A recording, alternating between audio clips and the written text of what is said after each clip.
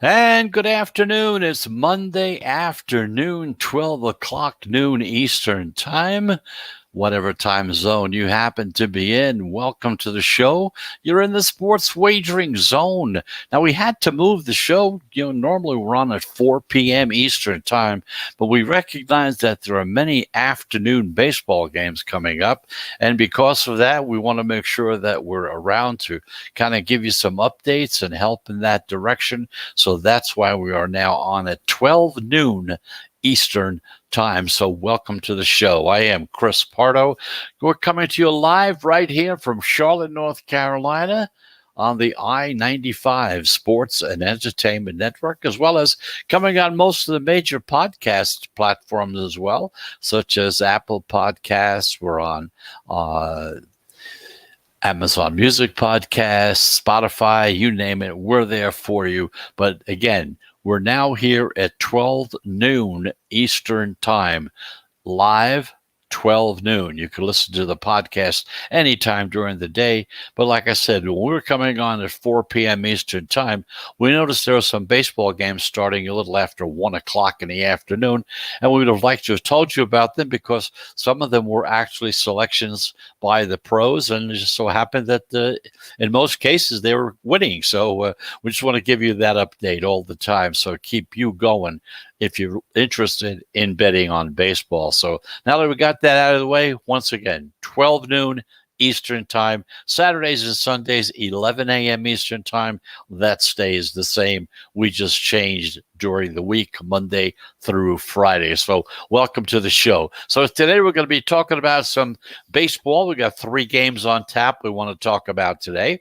And of course, the one day we switch to a different time, that's when there are no games at 1 o'clock. All the games that are selected by the pros and with the line movement as our games that are coming up this evening. But either way, we're looking at 3 games that we're going to kind of let you know which direction the line movement is going, as well as in which direction the pros are going as well. We got the Twins against the Indians, the Cubs against the Braves, and the Marlins against the Brewers.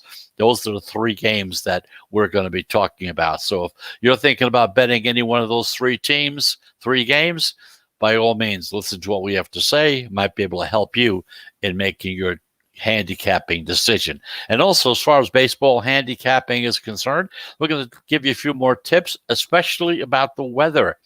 Now that we're into the end of April, into the beginning of May coming up, there's going to be some weather pattern changes. And of course, we want to keep an eye out on the weather before we make our wager as well. And also, we're going to take a look at some trends as far as NFL futures are concerned. We're going to see in what direction they're going as well. But as always, some things don't change. One of the things we do every day when we start the show, unless there's something really explosive to talk about, is all the things that happened yesterday as far as betting was concerned in the 3 major sports. Now, to start with is the NHL. The favorites went 3-1 yesterday with the lone upset. There was one upset. The Penguins, they were a plus 105 against the Bruins. The Rangers were the only favor to cover on the puck line at minus 1.5. Rangers, the only team to cover on the puck line. The overs went 3-1 yesterday, but in spite of that, the unders still lead 356 to 343, which is little over 50%. It's almost 51%. It's at 50.9 to be exact. Now, the first period overs, they went 3-1 yesterday as well, but the first period unders, they still lead, and they're at a little over 51%. Over in the NBA, the favorites were 4-3 straight up, but as usual, the straight up really means nothing to us if we're betting because the dogs were 4-3 against the spread. Favorites 4-3 straight up, but the dogs were 4-3 against the spread. Yet upsets by the Hornets. They were 8-point dogs against the Celtics. The Grizzlies were 3.5-point dogs against the Blazers. The Hawks were 6-point dogs against the Bucks. Not only that, but the Kings, who were 7.5-point dogs, okay, against the Warriors. Even though they lost the game, they did cover in that situation. But the favorites, they still lead as far as the NBA is concerned. They're at 50.3%, and the overs went 4-3 yesterday, and they still lead. They're at 50.3%. Meanwhile, over in Major League Baseball, the Padres rallied to beat the Dodgers yesterday in 11 innings, 8-7. The Padres were a plus 112 road underdog. The favorites still went 9-7 yesterday, 30-13 in the last 3 days with 2 pick'ems. So the favorites finally raised their heads and did some action in the past couple of days. They now lead over the total season, 159-145. Of course, you have 13 picks in there as well. Now, other upsets were the D-backs, who were a plus 116 and a plus 168. Okay. And in a Mad Bums no win in 7 innings. In other words, he had a no-hitter pitch, but it's not going to be recognized as a no-hitter because it only went for 7 innings, okay, against the Braves. The Pirates were a plus 170 against the Twins. The Orioles were a plus 110 against the A's. The Indians were a plus 114 against the Yankees. And the Angels a plus 128 at the Astros. The unders went 9-6-1 with a push on the Cincinnati-St. Louis game, which was at 7. And, of course, the unders still lead. They're at almost 54%. So that's a roundup of the betting action as far as we're concerned. Major League Baseball, the NBA, and, of course, the National Hockey League. So those are the things we looked at, and this is what we normally do first thing in the show. So kind of bring you up to date. Again, sometimes there's something that comes up that is more important than that. We may lead with it. It was as a show first starts, but then we generally go right back to this, kind of bring you up to date. So it brings your records up to date as well. So this way you'll know how the underdogs are doing, and you'll know how the favorites are doing as well. So we're going to take our first break, and like we say, we do take 3 breaks within the show. And, of course, they're all of about a minute duration. Just kind of gives me a chance to go out and kind of get a quick drink of some water or something for my throat. And then I'm back, and we're talking about 3 games on tap for tonight. Once again, it's the Twins against Cleveland, the Cubs against the Braves, and the Marlins against the Brewers. So those are the games we're going to take a look at the line movement on. And as well, we're going to try to determine in which direction the pros are betting in those 3 scenarios. So let's take that first break. Let's get it out of the way. And just a reminder, you'll be back in the Sports Wagering Zone in 60 seconds.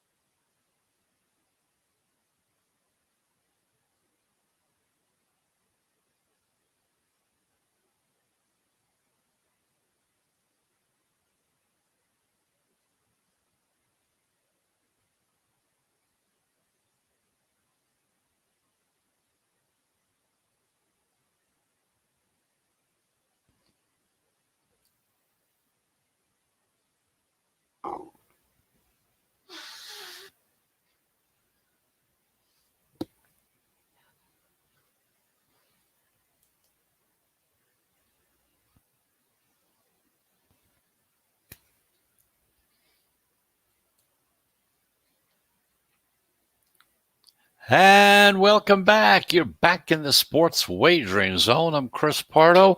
We're here at a different time slot now. We're here at 12 noon Eastern Time, coming to you live from Charlotte, North Carolina on the I-95 Sports and Entertainment Network, as well as podcasting over most of the major podcast platforms, such as Apple Podcast, Amazon Music, Spotify, you name it. We are there. So thank you very much for listening. Just to let you know, we totally appreciate your patronage. And, of course, we had to move the time a little earlier because, like we said earlier, the some of the baseball games have been starting at about 1:30, quarter to 2, 2 o'clock Eastern time. So by the time we came on at 4 o'clock, those games were already in progress. We want to try to get to them before they start, because in some of those situations, the pros had some selections. The line movement was indicative of betting in a certain direction. And of course, it was already done, so we couldn't tell you about it. But we decided the best thing to do is to drop down a couple hours. Let's see what happens. And of course, today of all days, when we thought there'd be some afternoon action, there's none. Everything starts in the evening. So let's discuss 3 games that are on tap in the Major League tournaments today. You got 6 o'clock, somewhere around 6 o'clock, Minnesota Twins and the Cleveland Indians. The Twins are 7-13. The Indians are at 9-11. Now, both of these American League teams, they're in the Central Division, by the way. They've struggled so far, as you can tell from their early numbers, 7-13, 9-11. The Twins just dropped 2 straight to the Pirates. They're now 2-8 over the last 10 games as they played. In the meantime, the Indians, they just lost 3 of 4 at home against the Yankees to fall 3-7 in their last 10 games. But looking at tonight's game, that's past history. Let's look at today. The series opener, the Twins. They're going to be pitching Jose Berrios. He's 2-2 so far this season with a 3.0 ERA. The Indians are coming in with Zach Plesac. He's 1-3 so far on the season with a 3.75 ERA. So looking at the line in this game, it opened with Minnesota a -115 on the money line as a road favorite, and Cleveland as a +105 home dog. Now, the public sees 2 struggling teams that are playing against each other, and the public is saying, give me the home dog so that I can get that plus money, +105. However, the pros seem to be buying low on the Twins, because we've seen Minnesota get steamed up from -115 up to -120 on the money line. Now, some shops are even closer to 125. Now, the total on this game is 7.5. And like we said before, historically, low totals in the game, they benefit the favorites because you're anticipating a fewer amount of expected runs to be scored. That makes it more likely to come from what we call the better team or the favorite in this instance. And of course, the Twins will be leaning on their hitting so far in this one, because Minnesota's hitting at 243 on the season. They're number 9 in the league. The Indians are at 202, which is the last number in the major leagues. 202 batting average up against the 243 batting average for the Twins. So that's the story there. As far as the pros are concerned, and as far as the line movement is concerned, that seems to be going towards the Minnesota Twins, the favorite in that particular game. Meanwhile, at 7 o'clock Eastern time, the Cubs, they go down to Atlanta to play the Braves. The Cubs are 10-11. The Braves are 9-12. Now, neither one of these teams, they're non-divisional teams. They're 2 different divisions in the National League. And they've been able to gain much traction, not much traction so far this season, because the Cubs just dropped 2 out of 3 at home against their division rival Brewers, while the Braves, they just lost 2 or 3 against the Diamondbacks from Arizona. The Snakes, meanwhile, in tonight's series opener, the Cubs have Zach Davies pitching. He's 1-2 with an 8.80 ERA. The Braves are going to be coming in with Charlie Morton, the old pro, 1-1 so far this season with a 3.91 ERA. So looking at the line in this game, it opened with Atlanta listed as a -160 home favorite.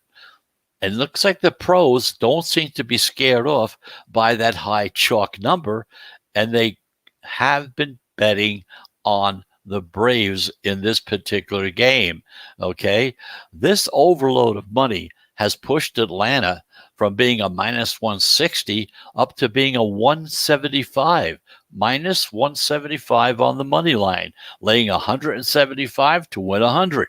The Braves have value in this game because they're a team receiving, say, 10 cents or more of steam, which just happened in a non-divisional game. Those teams are 56% so far this season. The pros also have the under in this game. The total opened at 8.5, and we saw the pros really come in on the under, dropping the total from 8.5 down to 8 at most of the shops that we've been looking at. And always remember, the numbers we're talking about in the shops we're talking about on the show are the ones from Las Vegas. You have to check with your individual community as to where you do your business with the sports books that you're dealing with, and hopefully you're dealing with more than one at this point in time. That's ones you have to look at. But as far as these numbers go, between Vegas and the rest of them throughout the country, there really isn't going to be that much of a difference. But yeah, you half a point in either direction could be very, very important. Now, looking at the weather, and we're going to talk more about the weather later on in the show, it calls for temperatures to be in the low 70s. The wind will be blowing in from dead center field, 5 to 10 miles an hour. And the Cubs, they're just 4-11 when they're playing against right-handed pitchers this season. So taking a look for the under in this particular game, plus betting on the Braves, that's the direction that the pros are going, as well as the line movement itself as well. But understand something. Keep some certain things in mind. You're going to be laying some heavy, heavy weight in this game if you decide you want to bet on the Braves. Again, not saying not to, not saying you should, but that's the way it is. You're ready to lay that big money in order to make $100, whatever your number happens to be, 175 to 100. It could be 1750 to 10. You know, it just all depends on what bracket you happen to be betting in. But anyway, the under and the favorite, the Atlanta Braves, are the choices of the pros in that game as well. So let's take our second break, and when we come back, we're going to take a look at the Miami Marlins against the Milwaukee Brewers and take a look at we're going to talk about the weather and its effect because, again, we're in the end of April, coming into May. Weather patterns are starting to change around the country. So it's most important to kind of keep an eye on weather conditions as well as the other things that you have to be thinking about. So let's take that second break. And just a reminder, we will be back into the sports wagering zone right after these.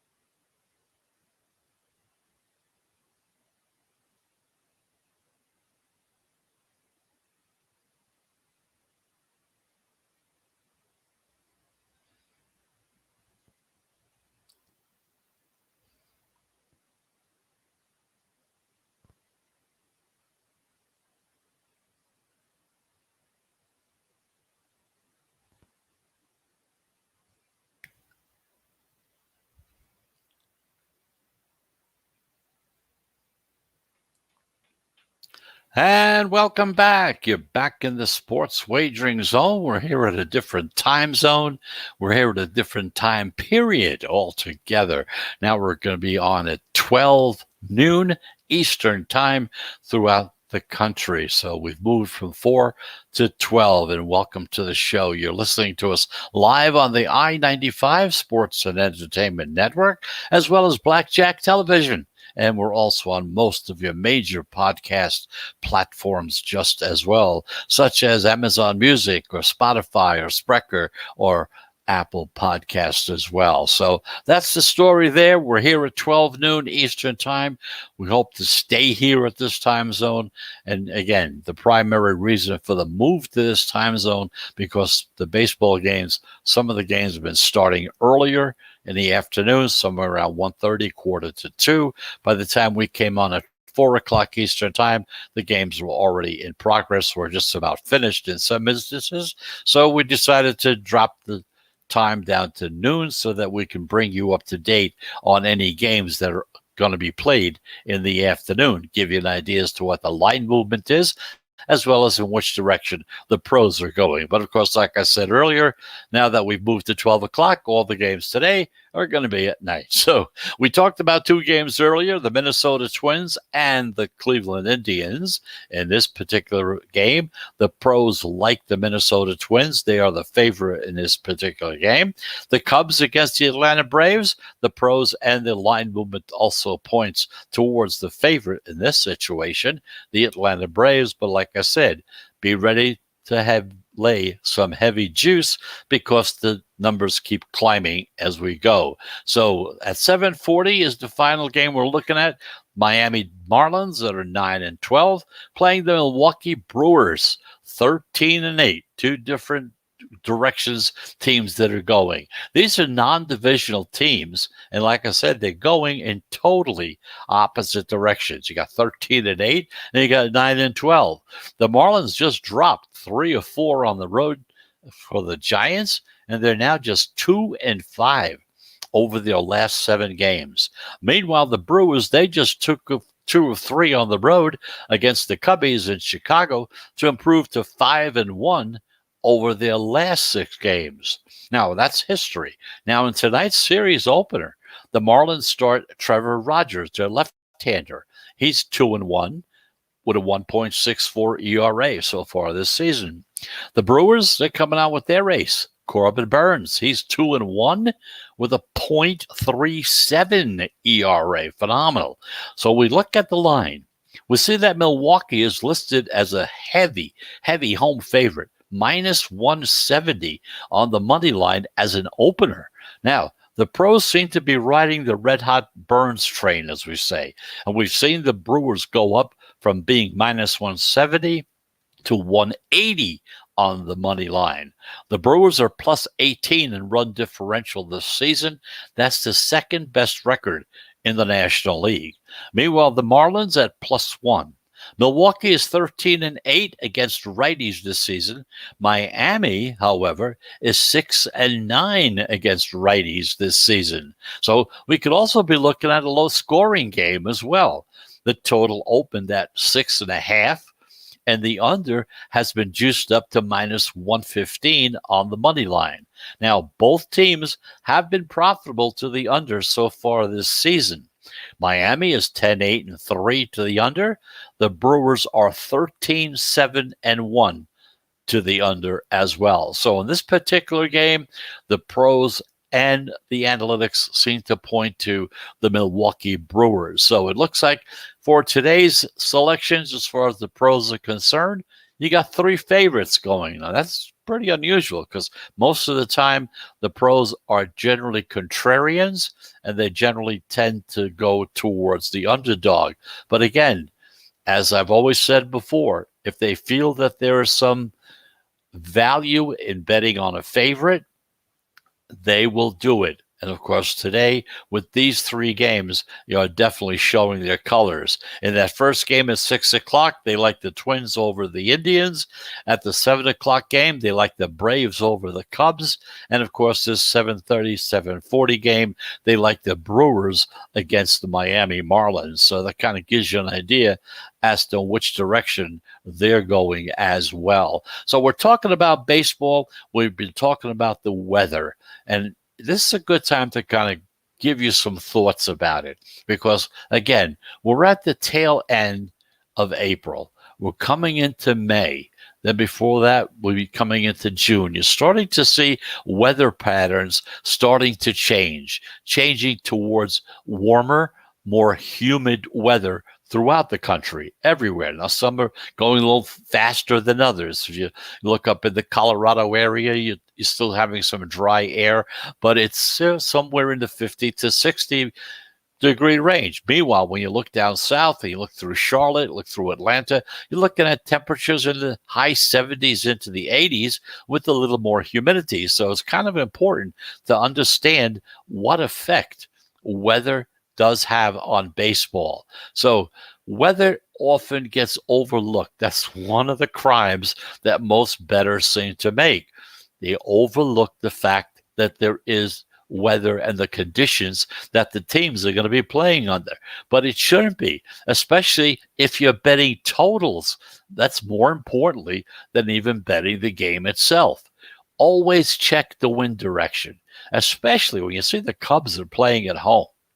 Okay, check the wind speed, the temperature, the humidity. Those things are important because if the wind is blowing out, that helps an over situation because it could turn, just a regular fly ball that would normally be caught at the warning track, possibly getting into the stands to be a home run. Wind blowing in, which is the other direction, benefits the unders. This way, the ball will not travel as far, and balls that might have been a home run are usually caught somewhere around the warning track or in deep left, center, or right field. So wind really does make a difference. But only time it does make a difference is if it's 10 miles per hour or more. Anything under that has really no measurable effect. Must have a slight effect, but nothing that you should be concerned about. Meanwhile, the warm temperatures and the low humidity help the overs because the air is less dense. Less dense means the ball travels farther. Also, keep track of the juice movement with the totals, because if you follow that, you'll see it'll tell you where the liability exists, where the next move might go. If you see a total that opens at, say, 8.5, and the VIG on it is minus 110 on the money line, and then it moves to at 8.5, and the under is minus 115 on the money line, that indicates action on the underside. And it looks like there's a good possibility that that number is going to drop down to 8 from 8.5. So that's kind of important. Weather, believe it or not, is very, very important. But of course, another thing you want to be careful of, baseball is a streaky type of sport. It's not unusual to see teams win or lose 10 games in a row. One of the biggest mistakes that the new average bettor can make is you assume that, well, the team is due. For example, you have a bad team, they win a game. The public automatically forgets about that team the next day because they think, well, yeah, they got lucky. They finally won a game.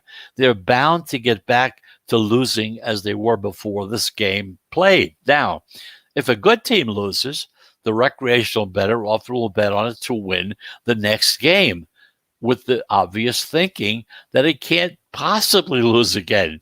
The team is too good. It can't lose 2 games in a row. However, look at it this way. Bad teams can put together winning streaks. Good teams can also lose a few in a row as well. So it's very important that you keep an eye on it. Don't be bothered by it. Check the lines. Check the line movement. That's going to tell you in a great detail as to what is going on. Excuse me. Had a real sneeze there. They're not used to doing the show this early in the afternoon, so kind of catching a little sneeze here or there. So I apologize for that as well. So let's take our last break. When we come back, we're going to take a look and see some historic trends to talk about as far as NFL futures are concerned. So just a reminder, you're in the sports wagering zone. We will be back right after these announcements.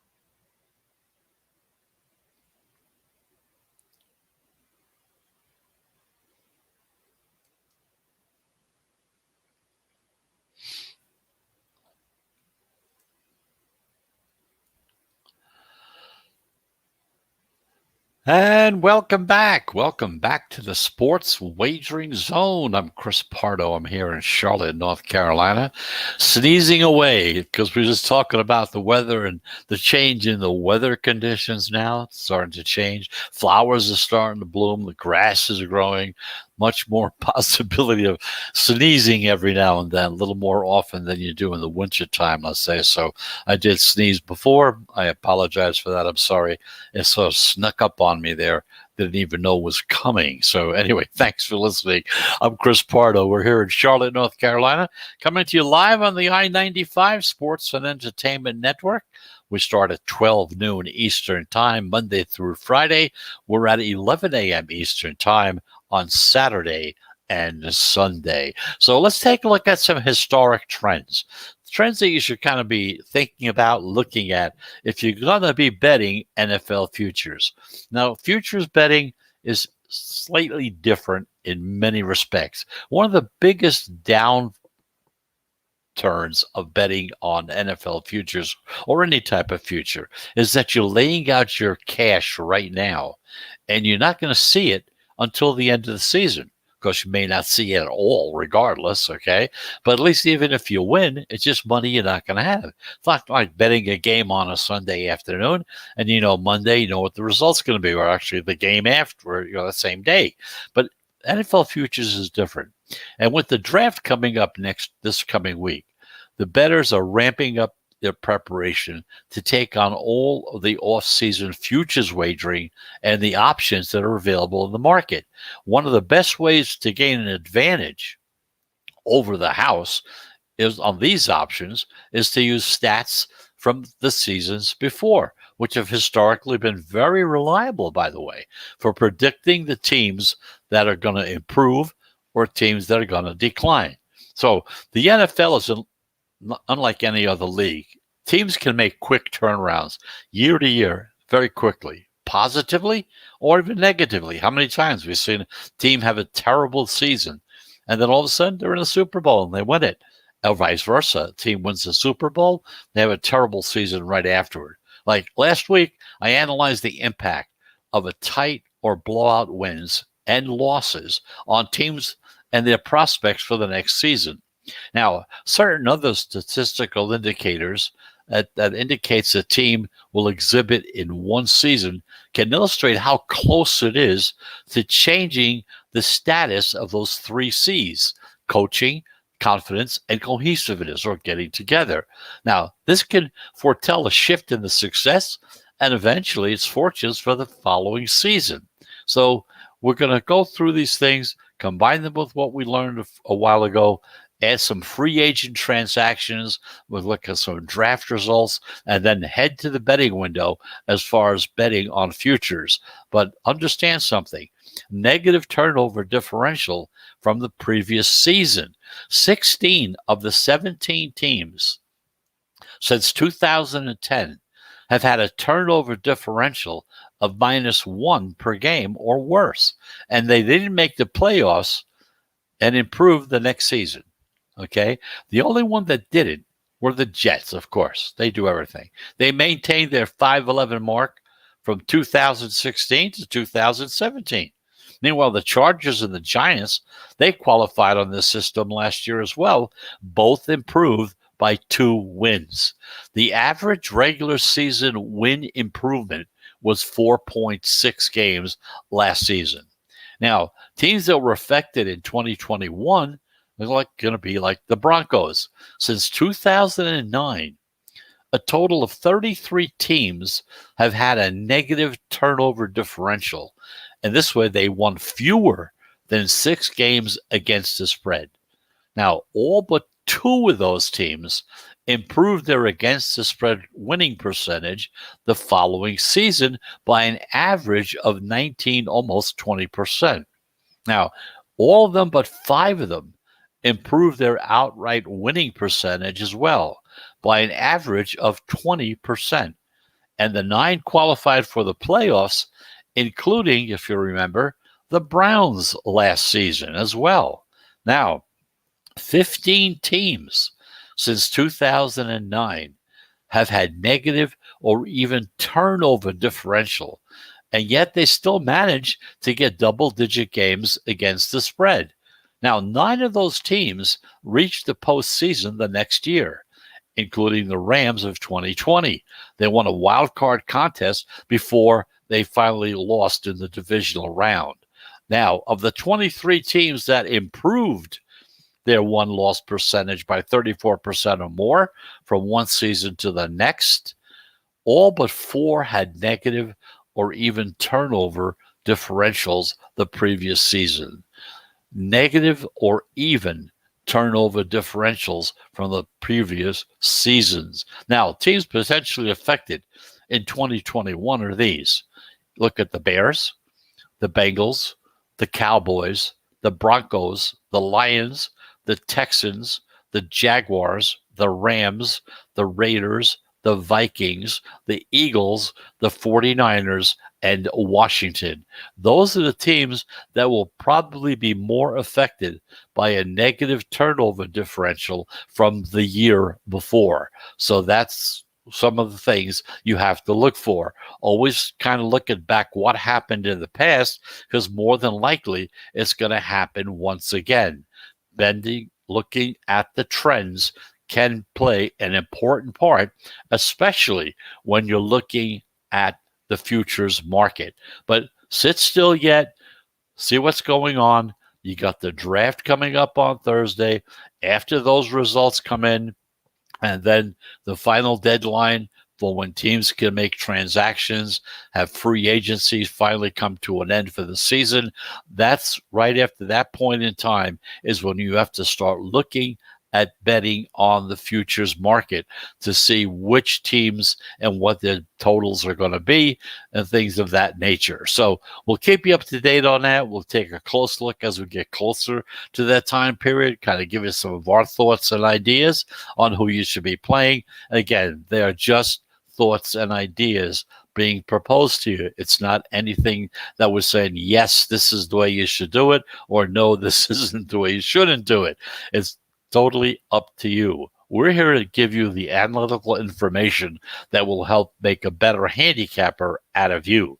Understand something. You've got to take the emotion, the bias out of your handicapping talents. You have to be more analytical. Just think of Moneyball. Go back to that movie. Or if you've read the book, by all means, things have changed since that situation came about. And as you hear about it, you'll hear the announcers talking about it.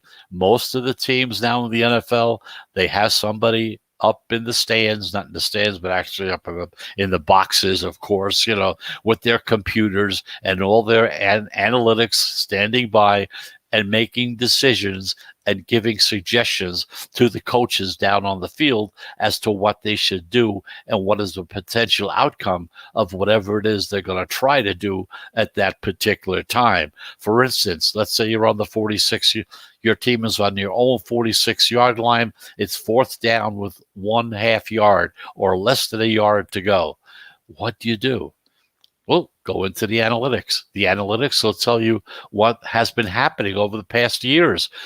What has been the success ratio if you do go for it? And once that information is gotten, you send it down to the coach, and it's up to the coach now to decide whether or not to do it or not.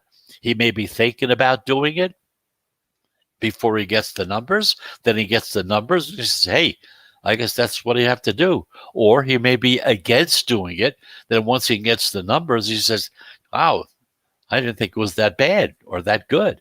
Let's try it, or let's not do it because of the different numbers and their effect on what the team is how it's going to turn out. So that's the story there.